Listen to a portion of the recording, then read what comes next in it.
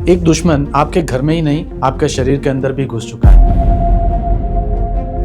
वो ना आवाज करता है, ना दिखाई देता है, लेकिन वह आपके पानी में है, आपके खाने में है, आपकी सांसों में भी है, और सबसे डरावनी बात, वह आपके शरीर के ऑर्गन्स तक पहुंच चुका है।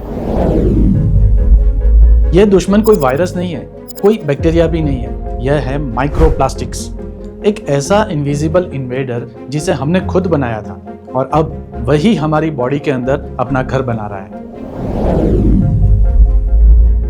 आज हम जानेंगे माइक्रोप्लास्टिक्स का पूरा सच। वह कैसे बनता है, कैसे शरीर में घुसता है, और वह आने वाले समय का सबसे बड़ा हिडन हेल्थ थ्रेट कैसे बन सकता है। नमस्कार और जय हिंद। सबसे पहले समझते हैं कि माइक्रोप्लास्टिक आखिर होता क्या है। विज्ञान की भाषा में प्लास्टिक के ऐसे टुकड़े जिनका आकार 5 मिलीमीटर से कम होता है उन्हें माइक्रोप्लास्टिक कहा जाता है, और जब ये टूटकर और भी छोटे यानी 1 माइक्रोमीटर से भी कम हो जाते हैं तो इन्हें नैनोप्लास्टिक कहा जाता है। ये इतने छोटे होते हैं कि इन्हें साधारण दृष्टि से देख पाना असंभव है। माइक्रोप्लास्टिक्स मुख्य रूप से 2 प्रकार के होते हैं। Number 1, primary microplastics. ये वो प्लास्टिक्स है जिन्हें जानबूझकर छोटा बनाया जाता है, जैसे आपके फेस वॉश, स्क्रब, टूथपेस्ट में मौजूद छोटे छोटे दाने जिसे माइक्रोबीड्स कहा जाता है। इसके अलावा सिंथेटिक कपड़ों जैसे पॉलिएस्टर के रेशे। Number 2, secondary microplastics. ये वो खतरनाक प्लास्टिक है जो पानी की बोतलें, थैलियां, वाहनों के टायर्स जैसे बड़े प्लास्टिक कचरे धूप, हवा और पानी की वजह से टूट टूट कर छोटे होने से बनते हैं। ये कभी पूरी तरह डिकम्पोज नहीं होता, ये बस छोटे और छोटे टुकड़ों में बंट जाता है। वह मिटता नहीं है, बस इनविजिबल हो जाता है। अब ये समझते हैं कि माइक्रोप्लास्टिक्स हमारी बॉडी में घुस कैसे रहे। इसके 3 मुख्य रास्ते हैं: खाना, पीना और हवा। Number 1, food. समुद्रों में आज खरबों माइक्रोप्लास्टिक तैर रहे हैं। छोटी मछलियां इन्हें खाना समझकर खा लेती है, बड़ी मछलियां छोटी मछलियों को खाती है, और फिर वो मछलियां हमारी प्लेट तक पहुंचती है। लेकिन अगर आप वेजिटेरियन है तो खुश मत होइए। सी सॉल्ट, शहद, चीनी और यहाँ तक कि फलों और सब्जियों की जड़ों में भी माइक्रोप्लास्टिक्स पाया गया है। जब गर्म खाना प्लास्टिक कंटेनर में रखा जाता है या माइक्रोवेव में प्लास्टिक बॉक्स में गर्म किया जाता है तो प्लास्टिक पार्टिकल्स और केमिकल्स फूड में माइग्रेट हो सकते हैं। Number 2, water. क्या आप प्लास्टिक की बोतलें यानी पेट बोतल में से पानी पीते हैं? हाल ही में कोलंबिया यूनिवर्सिटी की एक स्टडी ने बताया कि 1 लीटर बोतल बंद पानी में औसतन 2,40,000 नैनो प्लास्टिक कण होते हैं। जब आप बोतल का ढक्कन खोलते हैं और बंद करते हैं तब भी हजारों माइक्रोप्लास्टिक्स पानी में गिर जाते हैं। इसके अलावा हमारे नल के पानी यानी टैप वाटर में भी ये मौजूद है। Number 3, air. बिलीव इट और नॉट, हम माइक्रोप्लास्टिक्स को अपनी सांस में ले रहे हैं। जब गाड़ियां सड़क पर चलती है तो उनके टायर्स घिसकर माइक्रोप्लास्टिक्स हवा में छोड़ते हैं। जब हम पॉलिएस्टर और नायलॉन से बने अपने सिंथेटिक कपड़े वॉशिंग मशीन में धोते हैं और सुखाते हैं तो लाखों माइक्रोफाइबर पानी और हवा में मिल जाते हैं। कारपेट, कर्टन्स, सोफा, फैब्रिक्स और इंडोर डस्ट में भी माइक्रोप्लास्टिक्स फाइबर मिल सकते हैं। हमारे घरों की धूल में भी बहुत बड़ा हिस्सा इन्हीं माइक्रोप्लास्टिक्स का होता है।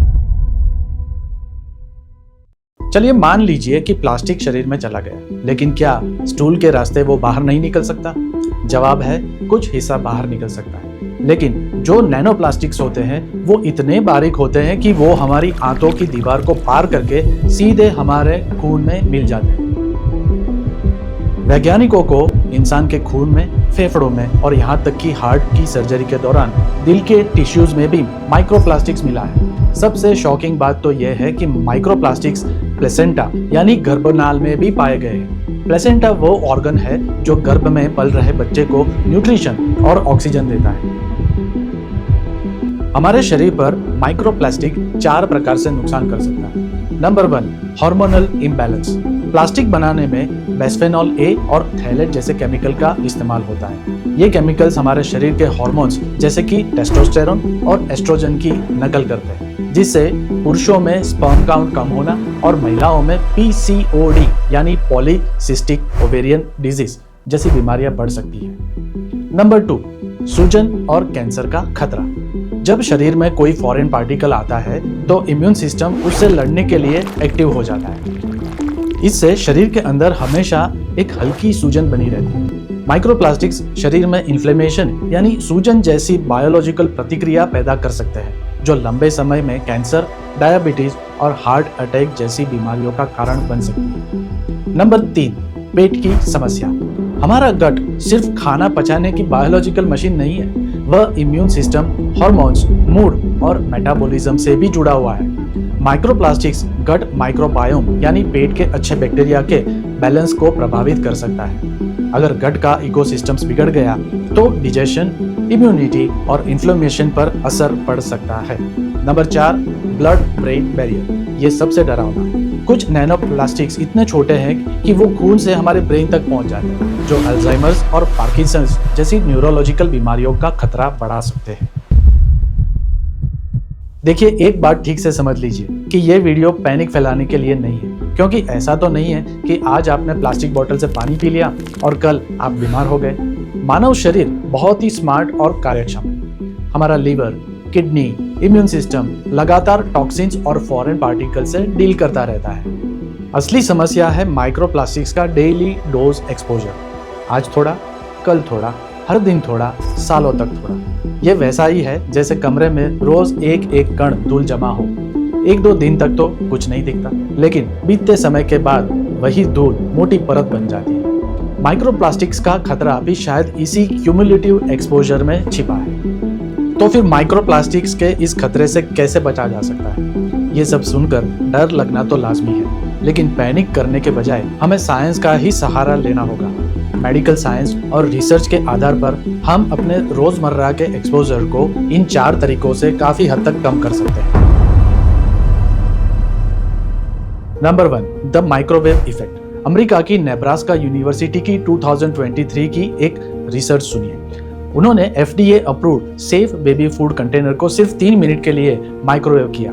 नतीजा, पर स्क्वायर सेंटीमीटर 4 बिलियन नैनोप्लास्टिक्स खाने में रिलीज हुए। तो माइक्रोवेव में प्लास्टिक के बदले कांच या सिरामिक का बर्तन इस्तेमाल करना चाहिए।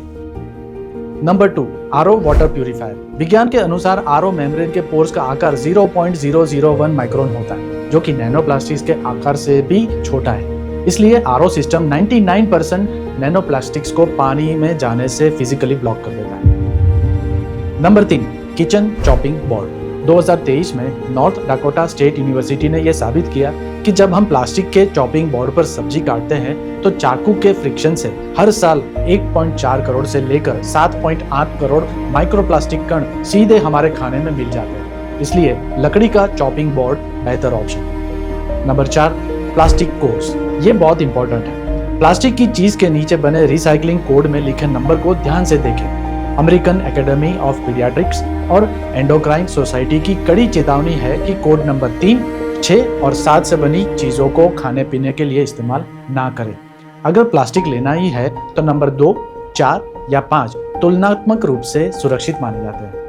हम न जाने कितने सालों से प्लास्टिक युग में जी रहे हैं, लेकिन आज विज्ञान हमें चेतावनी दे रहा है कि अगर हमने आज अपने प्लास्टिक एक्सपोजर को कम करने के लिए ठोस कदम नहीं उठाए तो भविष्य में इसके जेनेटिक और क्रॉनिक परिणाम बहुत भयंकर हो सकते हैं। मैं फिर से स्पष्ट कर देता हूँ, यह वीडियो पैनिक फैलाने के लिए बिल्कुल नहीं है, बल्कि आपको साइंटिफिकली अवेयर करने के लिए है। अगर आपको इस वीडियो का साइंटिफिक अप्रोच पसंद आया हो तो इसे लाइक और अपने परिवार के साथ शेयर जरूर करें, क्योंकि ज्ञान बांटने से बढ़ता है। तो मिलते हैं अगले वीडियो में। धन्यवाद और जय हिंद।